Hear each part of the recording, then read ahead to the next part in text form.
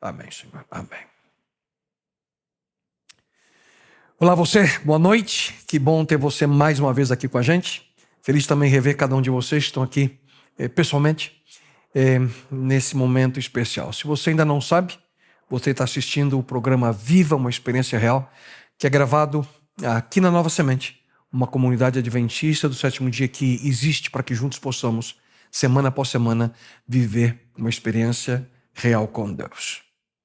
Através das tempestades. Essa é a série que nós estamos aí desenvolvendo durante esse momento tão difícil que a gente está vivendo ainda por sentir as consequências da pandemia causada pela Covid-19. Nosso objetivo de estarmos aqui juntos, vocês e você aí de casa, a finalidade central desse momento dessa série tentar desenvolver, e tem sido desenvolver em cada um de nós uma atitude diferente, uma atitude que nós precisamos. Eu tenho dito a cada mensagem da importância de nós desenvolvermos uma atitude de resiliência, uma atitude de esperança. Uma atitude tal que possa nos capacitar para enfrentar situações que fogem do controle, como essa que vivemos agora. Quem de nós poderia imaginar, 1 ano e meio atrás, que estaríamos vivendo o que hoje estamos vivendo? Fugiu completamente do controle. E até agora, nas primeiras 5 mensagens dessa série, nós vimos que para ter essa atitude, essa vida de resiliência, de esperança, a gente precisa lidar com alguns aspectos importantes da nossa vida.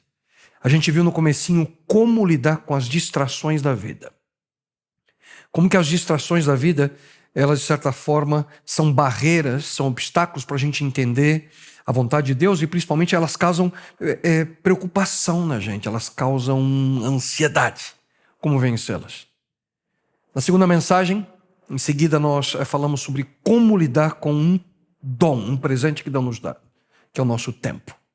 Como lidando com esse presente que todos temos da mesma forma e com a mesma quantidade? Como é que nós podemos de fato cuidar da nossa vida? Porque quando nós cuidamos do nosso tempo, você está cuidando da sua vida. Em seguida nós vimos como administrar um outro aspecto importante que Deus nos concede, que são nossos recursos financeiros. Como é que a gente consegue colocar sabedoria, uma boa estrutura? Porque a gente precisa entender que onde está o nosso tesouro é ali que está o nosso coração. E se nós queremos ter essa vida de resiliência e esperança, nós precisamos saber como lidar com o aspecto financeiro. Mencionei a vocês que a pandemia nos ensinou que é possível viver com menos. E quem sabe deveríamos aprender esses princípios e aplicá-los ao futuro. Na sequência, na 4ª mensagem, nós falamos sobre como superar o medo. A gente viu o preço que a gente precisa pagar quando nós somos dominados por esse sentimento. E vimos que também que a única solução, a solução que nós encontramos aqui na palavra de Deus para esse sentimento terrível que nos domina, é quando nós podemos encontrar a esperança necessária na verdade, o amor e na fé. E finalmente, na última mensagem, no momento que aqui estivemos juntos, nós falamos sobre como desenvolver relacionamentos significativos nessa busca por essa vida de resiliência, esperança. Já o tema de hoje lida com uma das grandes necessidades que nós temos como seres humanos nessa jornada, em nossa jornada nesse mundo, para que nós possamos ter forças, queridos, para atravessar tempestades. As tempestades que acontecem invariavelmente na nossa existência. Estamos vivendo uma agora. Nesse momento. E nós precisamos nos preparar para as tempestades que virão no futuro. Mas afinal, qual é essa necessidade?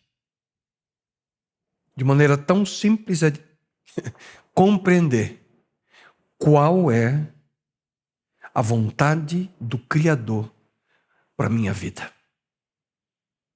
Tão simples, né? Uma frase tão simples, mas às vezes é um pouco complexo para nós entender qual é a vontade de Deus para nós. E você que está em casa, eu gostaria que você pensasse sobre isso. Você sabe qual é a vontade de Deus para a sua vida? Só que antes de entrar, propriamente dito, no tema de hoje, como entender a vontade do Criador para a nossa existência, nós precisamos melhor entender esse momento que a gente está vivendo. A maioria de nós, na verdade todos nós, eu acredito que nós estamos vivendo um momento sem precedentes na nossa vida. Quando a gente tem uma visão um pouquinho mais ampla da história, a gente é, quem sabe, levado a pensar, né? E tá como é possível a gente, de certa forma, pelo menos olhar no relato histórico e perceber que nós não somos os primeiros a experimentar um período de pandemia, uma peste como essa causada por um vírus. Afinal, o que a gente pode aprender com a história, na realidade, nos ajuda a, quem sabe, navegar pela vida durante uma pandemia como essa. Para todos nós, acredito, né? Pela idade que aqui temos, e a pandemia da gripe espanhola, que acometeu o mundo há pouco mais de 100 anos. Ninguém aqui tem 100 anos, né? Ninguém lembra então, né? É apenas um registro histórico, então, para nós. A gente só lê na história. É possível você ler, ver algumas fotos, inclusive, a gripe espanhola, que aconteceu no comecinho ali do século XX, entre os anos 1918 e 1920, 100 anos praticamente agora. Ela forçou muitas pessoas a também usar máscaras. Nós não somos os primeiros, não.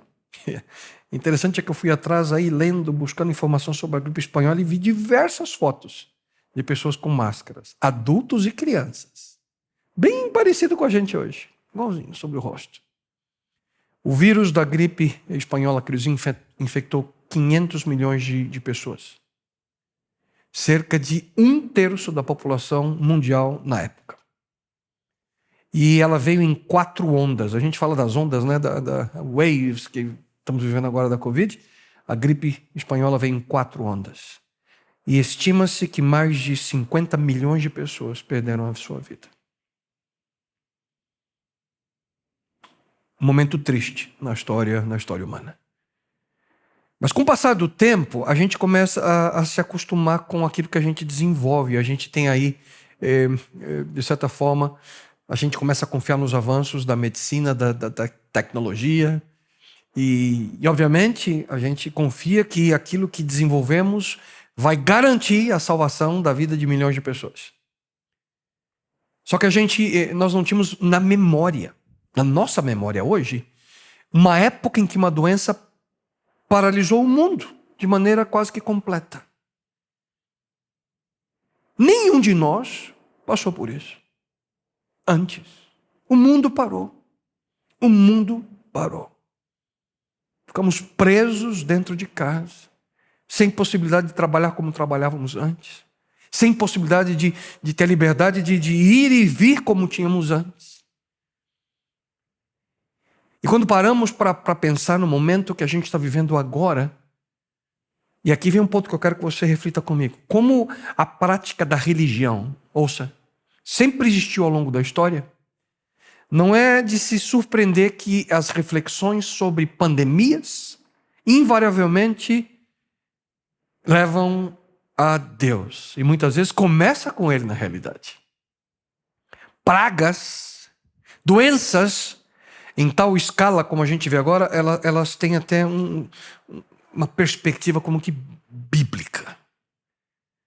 Porque é algo que vai além do normal. Sobrenatural, de certa forma. E nós nos assustamos. Embora a ciência moderna ela aponta para a gente e nos dá uma visão de onde que veio, de certa forma, a Covid-19, algumas explicações, ainda nós procuramos alguém, qualquer pessoa, para culpar pela existência dessa pandemia. Onde eu moro, o antigo presidente chamava o vírus de China Virus. Outros lugares, pessoas chamam de outros nomes, porque querem encontrar um culpado. E na realidade, quando você começa nessa busca por encontrar um culpado, e volto a falar do ponto de vista religioso, não é difícil chegar à seguinte conclusão: no fundo, o culpado é Deus. E na realidade, um dos primeiros registros de pragas nós encontramos bem aqui na Bíblia. Se você já celebrou, por exemplo, a Páscoa, se você já leu o livro do Êxodo, ou se você já assistiu o filme Príncipe do Egito, você está familiarizado com as pragas que Moisés, ou Deus, trouxe ao Egito. quando o faraó ali tomou a decisão de não libertar os hebreus, que por lá viviam como escravos há mais de 400 anos. Nem todas as pragas que caiu sobre os egípcios, no relato que nós encontramos no livro do Êxodo, foram doenças. Mas todas elas, todas, trouxeram destruição, trouxeram morte. Na verdade, nessa narrativa, quando a gente lê o texto, a gente encontra ali pelo menos duas funções nas pragas. Era o castigo de Deus para a injustiça e, acima de tudo, basicamente uma afirmação de uma luta. O poder ali entre os deuses do Egito e o Deus dos hebreus. E no relato bíblico, a decisão de Faraó de se recusar em libertar os escravos foi o ato que trouxe ali, foi o ato catalisador, né, para que as pragas começassem a cair no Egito. O Faraó, por aquela atitude de rebeldia, desobediência, de certa forma ele foi responsável por tudo que aconteceu. Moisés disse para ele: se você deixar o povo sair, nada vai acontecer. Se você não deixar, te prepara. Ele se recusou, as pragas vieram. Queridos, ao longo da história, nós como seres humanos sempre tentamos encontrar explicações para as coisas que vão além do nosso controle. Tudo aquilo que a gente não consegue de fato entender, a gente tenta encontrar a explicação. Embora Deus seja frequentemente apontado como o causador de pragas ou pestes, também nós temos a tendência de, nós encontramos bodes expiatórios para levar a culpa pelo sofrimento que muitas vezes nós temos. E agora, com a Covid, com a pandemia da Covid-19, quem que a gente pode culpar? Na realidade, a perspectiva histórica não facilita a nossa vida hoje. Não. E talvez haja um pequeno consolo em saber que nós não somos a primeira geração a passar por uma tempestade como essa. E nem seremos a última. E temos visto isso nessa série. Mas a pergunta que muitos fazem sempre em momentos como esse é: onde está Deus em situações como essa? Onde? Onde está esse Deus de amor que vocês falam? Onde está Deus em momentos assim? E como eu gostaria, sinceramente, como eu gostaria de ter as respostas que, quem sabe, você procura hoje. Quem sabe as respostas é para as perguntas que você já fez aí em casa. Como eu gostaria de ter, mas eu preciso ser sincero com você. Eu não tenho. Eu não tenho todas as respostas. A Bíblia afirma que a nossa perspectiva ela é limitada. Ela é pequena. Ouça só o que o apóstolo Paulo diz em sua carta aos Coríntios. O que agora vemos é como uma imagem imperfeita num espelho embaçado. Uma imagem imperfeita num espelho embaçado você não enxerga. Você não vê, você não entende. Em outras palavras, nós não temos o completo conhecimento daquilo que acontece ao nosso redor. Não há como. Por sermos humanos, por sermos limitados, por sermos finitos. É como se houvesse uma neblina ao nosso redor. A gente tem uma certa visibilidade, mas ela é restrita. Você enxerga um pouquinho, mas não vê tudo. E aqui é importante a gente entender que, apesar de restrita, existem alguns aspectos que Deus nos revelou para que nós pudéssemos ir em direção a Ele, para que nós pudéssemos saber quem é Ele, para que nós pudéssemos saber o que Ele busca de nós. E aqui, em Sua palavra, queridos, nós encontramos o suficiente para que tenhamos paz em nossa mente, paz em nossa alma, a despeito das circunstâncias.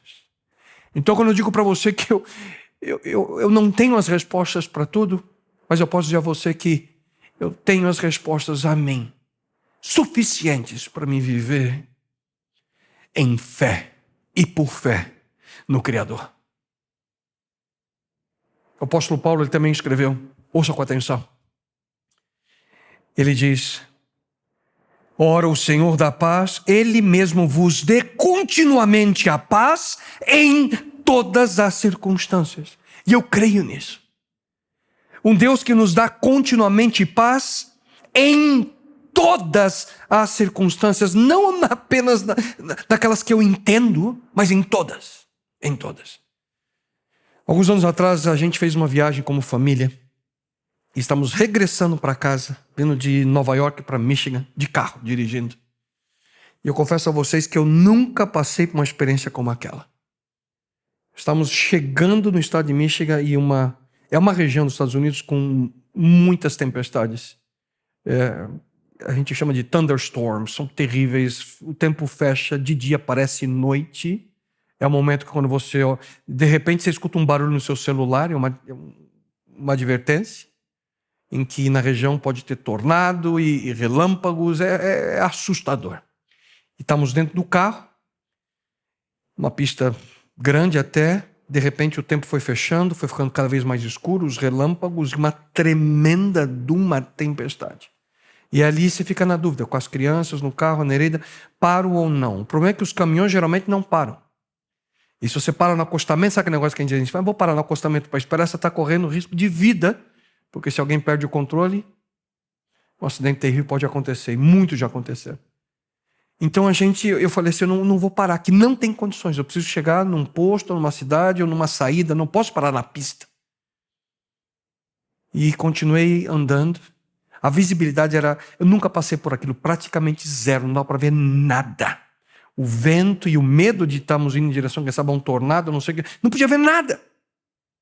A única coisa que eu via com o farol do carro alto era a marca na pista, quando ela se aproximava, aquela marquinha. A única coisa que dava para enxergar. Então eu ia dirigindo perto da faixa, da marca. E cada vez que via, eu falei, pelo menos eu estou contornando a pista do jeito correto. Devagar, mas sem parar. Aquela marquinha me mostrava a direção que eu tinha que seguir.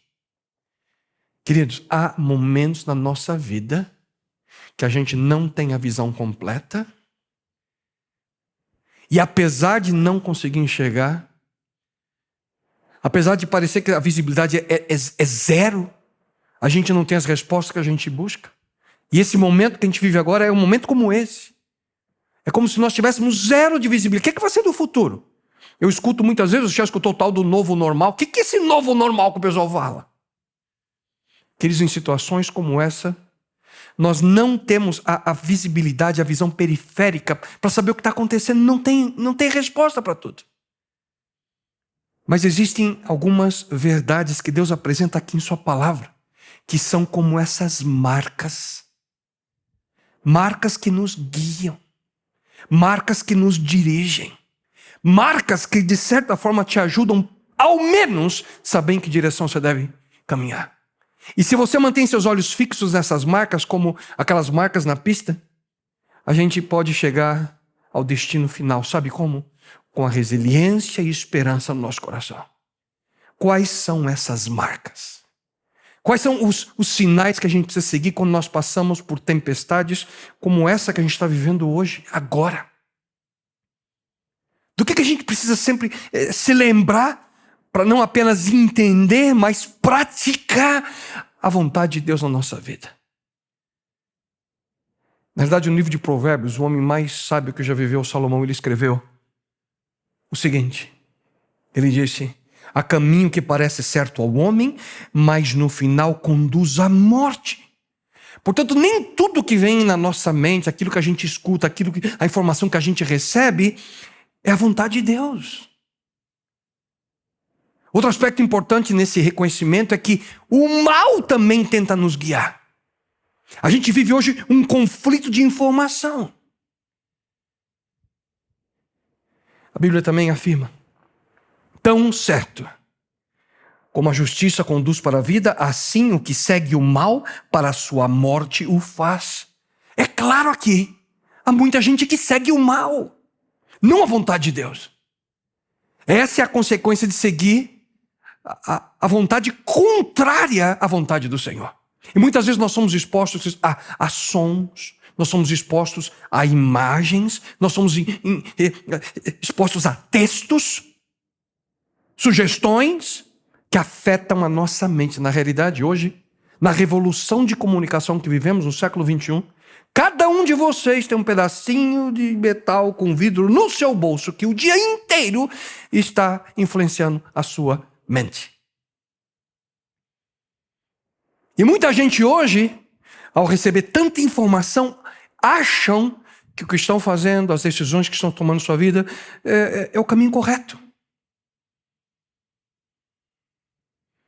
E sabe o que você precisa fazer para decidir dar atenção à voz do mal? Sabe o que você precisa fazer? Nada. Absolutamente nada. A Bíblia nos adverte da seguinte forma: amigos, não creiam sempre que tudo que vocês ouvem, em tudo que vocês ouvem, só porque alguém diz que é uma mensagem de Deus. Examinem primeiro para ver se realmente é. Como a gente acabou de ler aqui na Bíblia, queridos, nós precisamos examinar as informações que nós recebemos. A gente tem que inspecionar. O que é examinar? É olhar de maneira minuciosa. É apurar, provar, verificar se aquilo que a gente está seguindo é de fato a vontade de Deus na nossa vida. E de maneira breve, nos minutos que nós temos hoje ainda, eu gostaria de compartilhar com vocês algumas marcas, alguns sinais que a gente pode encontrar no nosso dia a dia, se você tomar essa decisão, que possa te dar a convicção de que a voz que você ouve, a informação que você recebe, a influência que você aceita, aquilo que você permite que se aproxime de você, da sua mente, do seu coração, da sua família, é de fato coerente com a vontade de Deus. Para que você possa de fato aceitar aquilo que realmente importa. Saber se você realmente está seguindo a vontade de Deus em sua vida. 5 marcas. E na realidade elas estão interligadas. Uma outra, portanto, a gente não pode simplesmente escolher 3 das 5 ou e deixar 4 de lado. Elas são interligadas. 5 marcas. E todas as 5 são essenciais para que você aí em casa, vocês estão aqui, na nossa vida nós possamos ter de fato a convicção de que seguimos a vontade de Deus. A primeira delas, como conhecer a vontade de Deus para a minha vida? Siga a orientação da palavra de Deus. Deus nunca contradiz algo que Ele próprio já revelou na sua palavra. Lucas, em seu evangelho, diz o seguinte: os céus e a terra passarão, mas as minhas palavras, Cristo obviamente, jamais passarão. Já no Novo Testamento, o profeta Isaías, ele afirma o seguinte: a relva murcha e as flores caem, mas a palavra do nosso Deus permanece para sempre. Vocês percebem? A palavra de Deus permanece por quanto tempo? Para sempre. O que significa? Significa que Deus, Ele nunca vai mudar algo que Ele já manifestou, já revelou em sua palavra. Nunca. O Criador do Universo nunca vai dizer para você ignorar ou desobedecer algo que Ele já apresentou a nós em sua palavra. Um princípio que Ele já estabeleceu. O problema é que o ser humano tenta mudar aquilo que Deus coloca em sua palavra. Um dos atributos de Deus é consistência. Deus é consistente. Se Ele afirmou algo no passado, essa mesma coisa, essa mesma questão é importante hoje, no presente. E será importante no amanhã, no futuro. Ele mesmo afirma. Ele mesmo diz: de fato, eu, o Senhor, não mudo. Portanto, se a Bíblia diz que nós devemos dizer a verdade, não pense que viver de maneira contrária está ok. Não. Querido amigo, amiga, o que é certo e o que é errado. O problema é quem determina o que é certo e quem determina o que é errado. Deus em sua palavra. A Bíblia diz: como é feliz aquele que não segue o conselho dos ímpios, não imita a conduta dos pecadores, nem se assenta na roda dos zombadores. O mundo diz para você: não importa com quem você anda, você é grande o suficiente para tomar suas próprias decisões. Para com isso. A Bíblia diz: confie no Senhor. A Bíblia diz de maneira clara a nós: confie no Senhor de todo o teu coração e não te apoie no teu próprio entendimento. O mundo fala: você precisa acreditar mais em você mesmo, tem uma força dentro de você. Você tem que ouvir essa voz, a voz do seu coração. Deixa que essa vozinha te guie, te oriente. É assim que você vai ser feliz. Escuta você mesmo. Deus nunca dirá para você e para mim, qualquer coisa que vá de maneira contrária à sua palavra. Paulo, ele aponta também para essa realidade de maneira tão clara, quando ele escreveu: mas ainda que nós, ou um anjo dos céus, pregue um evangelho diferente daquele que lhe pregamos, que seja amaldiçoado. Uau! Portanto, queridos, nós não podemos viver de maneira alguma, de maneira contrária àquilo que Deus já revelou em sua palavra. Sua carta de amor para nós. A vontade de Deus já está aqui. Apenas viva de acordo com a orientação que Ele nos dá. Você não precisa perguntar para Deus se você... Senhor, eu tenho que ser fiel às promessas que eu fiz? Não precisa perguntar isso para Ele. Você não precisa perguntar para Ele: Senhor, eu preciso realmente estar em comunhão contigo? Não. Você não precisa perguntar para Deus se você deve levar a vida de maneira honesta. Você não precisa perguntar para Ele se é importante ser obediente à orientação que Ele traz em sua lei. Tudo isso já está revelado aqui. Não se esqueça, Deus nunca age de maneira diferente e contrária à sua palavra. Portanto, siga a orientação que está aqui nas Sagradas Escrituras. Essa é a primeira marca.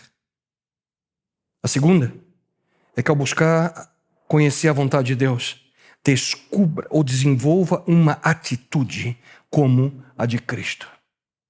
Na carta de Paulo aos Filipenses nós encontramos o seguinte conselho: seja a atitude de vocês a mesma de Cristo Jesus. Esse é um assunto que me preocupa muito, queridos amigos. Você que está em casa, é a nossa atitude. Me preocupa muito o tipo de atitude que eu desenvolvo, a atitude das pessoas que estão ao meu redor. Nós precisamos ter uma atitude que nos guia. E o conselho de Paulo é que desenvolva uma atitude como a de Jesus Cristo. Jesus, meus queridos. E não outras pessoas é o padrão de vida que você deve seguir. Ele é o exemplo que devemos adotar como modelo para a nossa existência. Quando você olha para Cristo, você vê a importância do caráter, a alegria, paz, esperança, amor, paciência. Todas essas são características de Jesus Cristo. Ele demonstrou isso. E nós devemos desenvolver as mesmas na nossa vida. Deus nunca diria qualquer coisa a você para que você fosse diferente de Cristo. Em sua palavra também encontramos de maneira clara nós. Contudo, se vocês abrigam no coração inveja amarga, ambição egoísta, não se gloriem disto. Esse tipo de sabedoria não vem dos céus, mas é terrena, não é espiritual. Pois onde há inveja e ambição egoísta, aí há confusão e toda espécie de males. Mas a sabedoria que vem do alto é antes de tudo pura, depois pacífica, amável, compreensiva, cheia de misericórdia e de bons frutos, imparcial, sincera. Essas características, meu querido amigo, formam um filtro para você testar ou não se você está vivendo de acordo com a vontade do Criador. Sabedoria do alto e não ambição egoísta deve ser o seu principal objetivo de vida. Portanto, qualquer pensamento puro, o pensamento que não é egoísta, esse pensamento vem de Deus e é a sua vontade a nós. Do contrário, pensamentos impuros, pensamentos egoístas, ações que são centradas apenas e tão somente no nosso desejo, não procede dele. E o mesmo se dá com outros aspectos. A lista é longa. Raiva, desprezo, incompreensão, indiferença, preconceito, falsidade, abuso. Hoje eu passei por um momento muito triste, muito triste. Eu estava no hotel trabalhando, escrevendo, e no corredor eu escutei, aparentemente eu não abri a porta para ver, mas parecia que era o pai ou um parente conversando com uma criança. E porque a criança queria trocar de roupa, vocês não acreditam o que aconteceu. A maneira pela qual essa pessoa tratou a criança, o palavreado utilizado, a altura, o tom da voz. Eu me senti mal só de ouvir.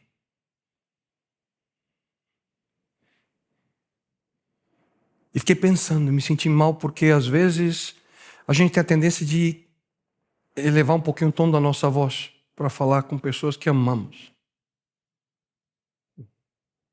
E nem chegando perto do que eu ouvi, eu falei, Senhor, me perdoe nos momentos da minha vida que eu agi como não deveria. Mas o ser humano, quando permite que o seu coração o domine, ele perde completamente o controle. Em situações das mais tolas possíveis. Algo como o que aconteceu, acontece. E às vezes, muito pior. Pensamentos e atitudes, queridos, dessa forma, contrários à paz, contrários à benevolência, contrários à compreensão. Situações contrárias à misericórdia, contrários à imparcialidade, contrário à sinceridade. Porque tudo isso nós vimos de maneira tão clara na vida de Cristo. São exemplos que não apenas devemos seguir, mas aquilo que é contrário, evitar. Quando nós somos confrontados com situações dessa natureza, é aquela pergunta simples, né? Como Jesus agiria se ele estivesse aqui no meu lugar? Se cada vez que fôssemos tomar uma decisão importante na nossa vida, em nossos relacionamentos, decisões no trabalho, nos negócios, decisões onde você estiver, você pensasse, se Cristo estivesse aqui, em meu lugar, qual a decisão que ele tomaria? Tenha certeza que sua vida seria outra. E quem sabe você não precisa nem perguntar se ele estivesse no meu lugar, se ele estivesse do meu lado aqui, olhando para mim, o que eu faria? Se você busca, querido amigo e amiga em casa, se você busca desenvolver uma vida de resiliência e esperança, se você busca viver de acordo com a vontade de Deus e se preparar para as tempestades que no futuro virão, desenvolva uma atitude como a de Jesus Cristo. Resumindo essas duas marcas que mencionei até agora, minha vida está de acordo com a palavra de Deus? E as decisões que eu tomo, o meu procedimento faz com que eu seja mais semelhante a Jesus? Essas são as duas primeiras marcas que você e eu nós precisamos para viver de acordo com a vontade de Deus. Mas há uma terceira marca. Uma terceira marca que quero compartilhar com você nesse momento. Aceite o propósito de Deus para a sua vida. No livro de Efésios, no Novo Testamento, Paulo escreveu o seguinte: porque somos criação de Deus, realizada em Cristo Jesus, para fazermos boas obras, as quais Deus preparou antes para nós as praticarmos. Antes mesmo do momento de que cada um de nós viesse à vida, antes do nosso nascimento, Deus tinha um plano especial para cada um de nós. Deus tinha um plano para vocês. Um plano para cada um de vocês. Deus tem um plano para você. Já tinha um plano a você também. Ouça com atenção o que o próprio Criador afirma. Ele diz: porque eu conheço os planos que tenho para vocês. Planos de fazê-los prosperar e não de lhes causar dano. Planos de dar-lhes esperança e um futuro. Amo esse texto extraordinário. Deus diz: eu tenho um plano para a sua vida. Filho, eu tenho um plano para você. Eu tenho um plano para cada um de vocês. Deus nos criou com um plano, um propósito em sua mente. E isso nos ajuda a retirar um erro terrível que alguns têm. Você e eu, você não está nesse mundo por acidente. Nós viemos a existir por uma razão, e essa razão está centrada no propósito que Deus tem em mente para você e para mim, para cada um de nós. Queridos, a vida humana, e a gente tem visto isso nessa série, a vida humana ela é muito preciosa para ser desperdiçada. Mas infelizmente, não são todos que entendem isso, têm essa perspectiva de cuidado com a vida humana. Pensam que tudo que existe, tudo que vem na sua frente é fruto do acaso. E que precisam se esforçar para conseguir mais e mais e mais e mais uma vida centrada no eu. E buscam mais dinheiro, e buscam mais poder, e buscam mais fama, mais status, mais posição, mais e mais. E depois, hein? E depois que você consegue tudo o que você sonha?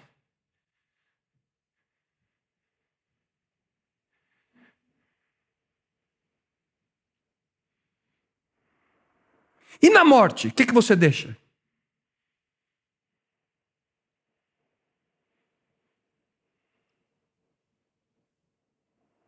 Há pessoas que acumulam riquezas que pra gente, a gente não consegue nem sequer imaginar.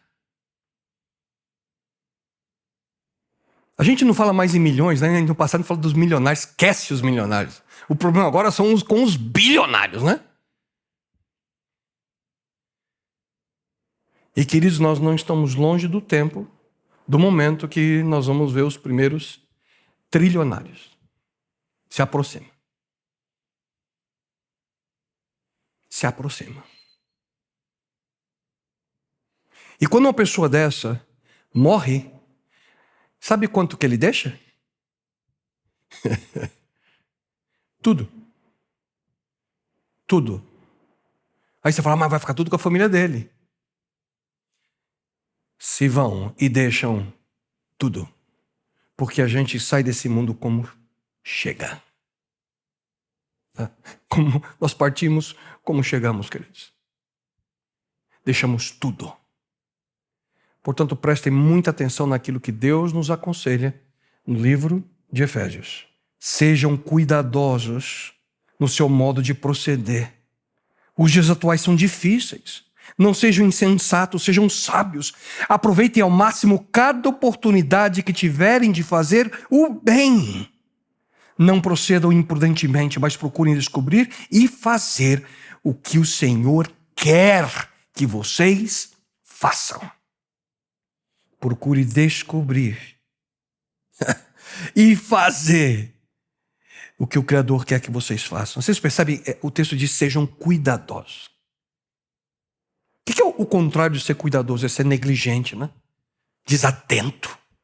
Deus está dizendo aqui, sejam cuidadosos, seja cuidadoso. Ele está dizendo, não seja descuidado com a sua vida.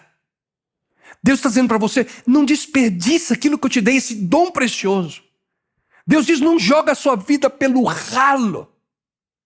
Aproveite ao máximo cada oportunidade. Essa é uma preocupação que eu tenho. Constantemente. Estou aproveitando as oportunidades que Deus me concede ao máximo. E além disso, queridos, procurem descobrir, ele diz, a fazer o que o Senhor quer que vocês façam. Conhecer a vontade de Deus de acordo com aquilo que a gente foi criado por Ele para ser. Para ser. Essa semana eu também tive uma dificuldade com uma calça minha. E eu tive que buscar uma costureira para fazer uma barra. E levei bem na frente onde eu estou hospedado. Tem uma costureira simpática. Ela fui lá, entreguei a calça para ela e dei uma olhadinha no escritório dela ali, na oficina dela, né? E um monte de ferramenta que eu nem sabia que existia, né? Não faço noção para que é aquilo. Mas lá você vê, né? Tem tesoura, tem aquela máquina, aquela agulha. É interessante o negócio. Cada coisinha que tem lá, apesar que eu não entendo como é que usa, tem um propósito. Tem um objetivo. Alguém inventou aquilo para ajudar numa tarefa. Alguém desenhou, alguém projetou. E o projeto e o desenho de algo revela o propósito. O mesmo princípio nós precisamos encontrar para nós, seres humanos. Deus nos criou, por isso Ele tem um propósito em mente para nós. Ele concedeu para cada um de nós dons, talentos. Nós somos preciosos aos olhos dEle. Ele deu coisas para você que eu não sei fazer. Você tem que utilizar o que Ele te deu. Ele deu para a gente dons, desejos que nós temos na nossa vida, de coisas diferentes. Por exemplo, alguns de nós aqui gostam de matemática, outros gostam de história, outros gostam de mecânica, outros, louvado seja o Senhor, gostam de culinária, né? Que gente linda essa, né? Gente que gosta de música, é extraordinário. Da mesma maneira que alguém projeta uma tesoura, tão simples, e você vê que tem um propósito, os nossos dons, os nossos talentos mostram que Deus tem algo em mente para nós. Por que Deus daria para você o dom, por exemplo, de você ser um grande músico, para depois dizer para você lá no futuro, para você ser um arquiteto? Se você não tem noção da diferença de um dó para um ré, como é que ele vai dizer para você ser um concertista? Faça o seu melhor dentro do dom que Ele te deu, dentro daquilo que Ele já te concedeu. Se você busca viver de acordo com a vontade de Deus, siga com atenção o propósito pelo qual você foi criado. Para mim, basicamente eu sei um pouquinho os dons que Deus me deu. Então, se eu escutar um dia, sei lá, uma impressão aí de Deus falando assim, olha, deixe de ser um pastor e seja um professor de biologia. Isso é um mal falando para mim. Porque eu não suporto biologia. Nunca gostei. Tenho certeza que não é a orientação de Deus para mim. Sempre fui bem, tirei as notas necessárias, boas notas por sinal, mas nunca gostei. Não sou eu. Muito daquilo que Deus deseja para nós está relacionado com a maneira pela qual Ele nos criou. O que você faz bem? O que você gosta de fazer? Qual que é a sua paixão? Deus diz que você pode descobrir muita coisa sobre você mesmo quando você para pensar aquilo que você faz bem. Paulo escreveu o seguinte no Novo Testamento. Deus deu a cada um de nós as habilidades de fazer bem determinadas coisas. Portanto, a vontade de Deus para a sua vida geralmente segue em direção àquilo que Ele já colocou dentro de você. E aqui tem algo mais também. Quando nós falamos sobre seguir o propósito de Deus para a nossa vida, onde é que tem que estar o foco? Em nós ou em outras pessoas? No Evangelho de João, no capítulo 21, Jesus disse para Pedro que ele ia morrer como resultado da sua fé. Uma conversa, Jesus falou, Pedro, um dia vai acontecer. Só que Pedro, ele vira para trás e vê João a uma certa distância e Pedro pergunta, tá bom, senhor, e ele? O que aconteceu com ele? Pedro sempre assim, querendo saber de tudo, né? E Jesus responde para Pedro, e aqui a minha tradução, tá? Não é da sua conta. Não se preocupe. Na verdade, o texto diz assim. Ao vê-lo, Pedro perguntou a Jesus, Senhor, e quanto a esse? Jesus respondeu, se eu quero que ele permaneça até que eu venha, o que você tem com isso? Quanto a você, siga-me. Qual é a lição que a gente encontra aqui? A gente tem que confiar em Deus e parar de nos preocuparmos com a vontade dele para outras pessoas. Se eu não consigo entender a motivação, a vontade de Deus para a minha vida, como é que eu posso descobrir a motivação de outras pessoas? Tem gente que só pensa em achar a vontade de Deus para os outros e não para si.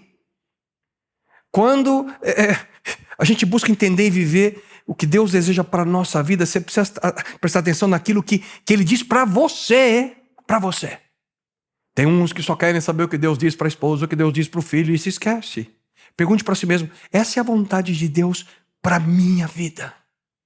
Ouça mais uma vez com atenção o que a palavra de Deus traz a nós. Todos seremos julgados um dia, não com base nos padrões uns dos outros, e nem mesmo por nossos próprios padrões, mas pelo julgamento de Deus. Somente a Deus teremos de responder por nossos atos. E é por essa razão que a Bíblia, de maneira direta e clara, diz, não julgueis, para que não julgueis, e não sereis julgados. Não condeneis e não sereis condenados. Isso nada mais é, queridos, do que a motivação de outras pessoas. Julgar é tentar saber por que as pessoas estão fazendo o que fazem. E esse é um grave e sério erro. Portanto, quando você busca entender a vontade de Deus, ouça para a sua vida, não para outras pessoas. Você precisa ser muito cuidadoso ao falar sobre a vontade de Deus na vida de outras pessoas. Isso aqui é até um perigo na realidade. Tem gente muito boa, bem intencionada, que já causou cada problema, principalmente em comunidades espirituais, porque agem assim. Alguns têm uma grande preocupação com outras pessoas e se esquecem da sua vida. Ah, Deus me disse uma coisa tão especial sobre você, deixa eu te contar. Ai, Deus me disse qual é o seu pecado secreto. Deus me disse que você precisa investir suas economias na minha empresa. A gente tem que ser muito cuidadoso com esse tipo de atitude, que de uma forma ou outra afeta a vida das pessoas. E aqueles que sonham? Ah, eu tive um sonho, deixa eu te contar. Às vezes você comeu uma pizza que não tem tamanho antes de dormir, vai sonhar mesmo. Aí depois quer contar o sonho para as pessoas. Queridos, para ter essa convicção, a comunhão com Deus tem que ser algo tão, tão, tão especial. E por favor, não me mal compreenda. Será que Deus fala dessa forma? Sim. Mas não tão frequentemente e primariamente dentro de duas qualificações. Deus pode usar você e a mim para confirmar aquilo que Ele mesmo já disse para essa pessoa. Algumas vezes eu ouvi Deus falando a mim, mas eu não estava certo sobre a decisão que eu devia tomar e Ele usou uma outra pessoa para confirmar aquilo que eu devia fazer. E o segundo ponto é que Deus pode usar você se o seu eu estiver de lado e não no centro da sua vida. Deus ele não busca criar esses super santos, né? Quando nós pensamos que nós somos diferentes, especiais, Deus revela coisas para receber a mensagem específica dele. Não. Nós precisamos ser cuidadosos com aquilo que nós recebemos de Deus ao compartilhar a vontade dele com outras pessoas. A quarta marca que eu gostaria de compartilhar com vocês é: receba o perdão de Deus. Queridos amigos, nós vivemos em um universo que é regido por certas leis que são imutáveis. Se a gente quebra alguma dessas leis, as consequências são inevitáveis. Por exemplo, a gravidade. Se você pular por uma janela, você vai se esteprar. Essa é uma consequência natural. Quando nós infringimos leis que regem as dimensões morais e espirituais da nossa vida, a gente vai se deparar com consequências tristes, que muitas vezes só causam culpa e remorso. Esse é um grande problema que hoje nós enfrentamos. Muita gente vive dirigido por culpa. Por culpa. Deus não deseja que você vivamos assim. No Antigo Testamento, encontramos o seguinte texto: como é feliz aquele que tem suas transgressões perdoadas e seus pecados apagados. Como é feliz aquele a quem o Senhor não atribui culpa e em quem não há hipocrisia. Queridos, de uma forma ou outra, mais cedo ou mais tarde, nós sentiremos algo assim. Pela simples razão de que nenhum de nós é perfeito. E aqui vem a diferença entre dois aspectos que eu quero compartilhar com vocês: convicção e condenação. Convicção vem de Deus. Já a condenação vem do maligno. Quando a gente está convicto do nosso erro, isso nos leva a buscar uma transformação na nossa vida. Mas quando você se sente condenado, isso só traz sofrimento à sua vida. A convicção que nos vem através da impressão do Espírito Santo na nossa vida é sempre específica. A condenação que vem para nós através da impressão causada pelo mal, ela vem com esse sentimento de culpa. A condenação diz mais ou menos o seguinte para você: você não presta mesmo. Tá vendo? Errou de novo. Não tem esperança para você. Larga disso. Para que seguir esse Jesus? Você não vale nada. A condenação não permite que a gente possa sentir paz ou esperança no coração. E por essa razão, o mal impressiona a nossa mente constantemente. A gente não consegue entender a vontade de Deus porque a gente dá ouvidos a essas sugestões do maligno. Mas a Bíblia afirma: portanto, agora já não há condenação aos que estão em Cristo Jesus. A convicção vem de Deus. E Ele que realiza esse trabalho na nossa mente nos guia à confissão, ao arrependimento e finalmente à experiência do perdão. Ouça o que acontece, a Bíblia diz: se confessarmos os nossos pecados, Ele é fiel e justo para perdoar os nossos pecados e nos purificar de toda injustiça. Além disso, o próprio Deus afirma: eu mesmo, sou eu que apago as tuas transgressões por amor de mim e dos teus pecados, não me lembro. Deus, quer dizer, Ele nos perdoa de maneira instantânea. Miqueias afirma: o Senhor terá compaixão de nós mais uma vez. O Senhor pisará e esmagará nossos pecados, jogará todos eles no fundo do mar. E um segundo resultado é que Deus, além de simplesmente nos perdoar de maneira instantânea, Ele nos perdoa de maneira completa. Como o Oriente está longe do Ocidente, assim Ele se afasta para longe das nossas transgressões. Ele perdoa todos os meus pecados. Tudo na nossa vida muda quando nós temos convicção do erro e você aceita o perdão de Deus. Essa é uma marca. Se você vive com convicção, Deus está guiando a sua vida e a vontade dele. Se você vive por condenação e por culpa, algo está errado. Busque conhecer a real vontade de Deus para a sua vida. E a última marca que eu gostaria de compartilhar com você hoje é: viva a paz que provém de Deus. Deus é um Deus de paz. A Bíblia declara Porque Deus não é Deus de confusão, e sim de paz. Sim, de paz. Se você está se sentindo confuso com uma decisão, uma pressão na sua vida, a pressão de outras pessoas, a pressão do momento, pare, pense com atenção e tente encontrar o que Deus realmente busca de você. A Bíblia afirma que Deus ele é paciente, ele não tem interesse algum em condenar você, ele deseja transformá-lo. Ele é paciente com vocês, não querendo que ninguém pereça, mas que todos cheguem ao arrependimento. Deus não tem interesse em perder você, ele quer mudar você. E para isso, ele prefere que você tome uma decisão demorada, mas acertada, do que uma decisão precipitada, mas equivocada. Quando você age dessa forma, você tem a possibilidade de viver com paz. E o que a paz traz para você? Ele mesmo indica. Ele mesmo nos diz. O coração em paz dá vida ao corpo. Só que quando a Bíblia fala de paz, ela não está falando da paz que o ser humano tem em mente. É muito mais do que simplesmente o estado em que não tem conflito, o momento de repouso, silêncio, tranquilidade da alma, as definições normais de paz, sossego, não. O mundo que a gente vive mal compreende o que a verdadeira paz significa. É a paz de espírito, o resultado de uma consciência limpa, tranquila. Muitas pessoas hoje buscam paz em vícios, bebida, buscam paz em procedimento desonesto, porque se sentem bem. Para outros, na tentativa de buscar paz, simplesmente ficam pulando de galho em galho nos seus relacionamentos. Outros, a solidão, o desespero é tão grande que busca paz no trabalho. Vícios, sexo, trabalho. A lista é enorme, não para aqui. Só que a verdadeira paz que somente vem de Deus, ela traz a paz interna no seu espírito. E sabe por quê? Porque essa única paz vem de um relacionamento de amor com Cristo. A Bíblia diz, pois Ele é a nossa paz. Ele é a nossa paz. A verdadeira paz de espírito, querido amigo, amiga, vem da convicção de que Deus nos ama, Ele se importa com cada um de nós. E Ele pagou o preço para que nós pudéssemos viver confiando nele. E se você tem alguma dúvida ainda, ouça. Mas Ele foi traspassado por causa das nossas transgressões. Foi esmagado por causa das nossas iniquidades. O castigo que nos trouxe paz estava sobre Ele e pelas suas feridas fomos curados.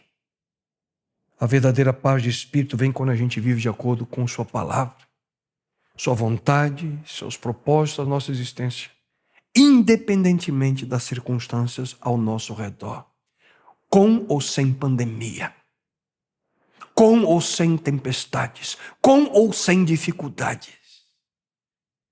Antes de partir desse mundo, Jesus nos disse, eu lhes disse essas coisas para que em mim vocês tenham paz. Nesse mundo vocês terão aflições, contudo tenham ânimo. Eu venci o mundo. Ele diz, aflições virão, mas há como você ter paz. E se você tem alguma dúvida hoje, se você está ou não seguindo a vontade de Deus, nunca se esqueça de cada uma dessas marcas que vimos hoje, adicionadas uma a uma, porque cada uma delas tem um propósito, trazer paz ao seu coração. E se você hoje deseja desenvolver resiliência e esperança para superar as tempestades de hoje e as tempestades que virão, entenda e viva a vontade de Deus para você. Na verdade, não é tão simples se você não toma a decisão, se você não faz a escolha, se você não, de maneira intencional, pensa, eu preciso entender qual a vontade de Deus para a minha vida. Ouça aquilo que Ele tem para dizer para você. Não existe nada mais importante na nossa vida do que seguir a orientação que Ele nos dá hoje. Nada. Hoje, como mencionei no começo, nós temos muita competição, que buscam a nossa atenção. inúmeras mensagens que visam apenas e tão somente fazer com que nós sejamos mais um no meio dessa multidão que existe. Já por outro lado, Deus ele busca constantemente se comunicar com cada um de nós. Mas ouça com atenção. Deus não está brincando com você e nem comigo. Deus não está tentando confundir a nossa mente.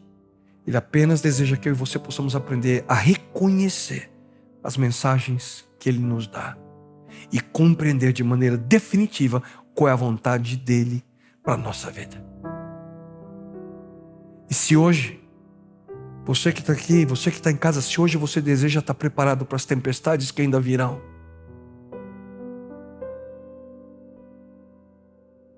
quanto mais você ouvir, não o que o mundo diz, mas quanto mais você ouvir o que Deus quer para a sua vida, mais você o conhecerá. E quanto mais você o conhecer, mais você o compreenderá. Isso, queridos, é a experiência de uma vida ao lado do Criador.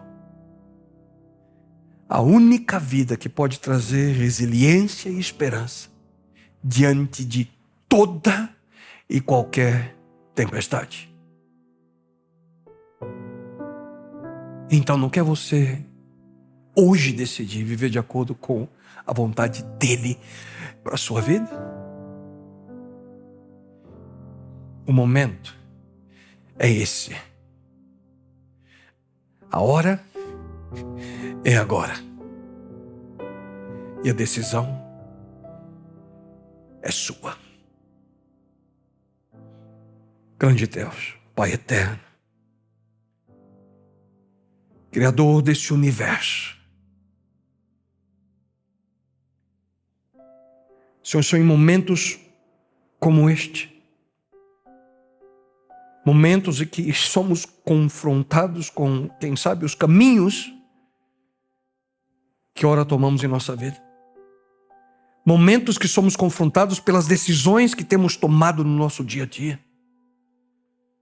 Momentos como esses nos levam a parar e a refletir. E, bom Deus, nesse momento eu suplico de uma maneira muito especial pela oportunidade que o Senhor concede às pessoas que aqui estão e àqueles que estão assistindo essa mensagem a refletir no Teu plano, no Teu propósito, naquilo que Tu buscas de cada um de nós. Bom Deus, que possam ouvir e seguir Tua instrução, que possam desenvolver a atitude de Jesus Cristo em sua vida, que possam, Senhor, aceitar Teu propósito à sua existência, que possam receber Teu perdão e possam viver através da paz que somente vem de Ti. Bom Deus, faz um milagre. Senhor, traz a transformação, porque hoje e de hoje em diante, para sempre, Pai, queremos viver segundo Tua vontade. Fala a nós, Pai. Nós Te ouvimos e queremos segui-lo.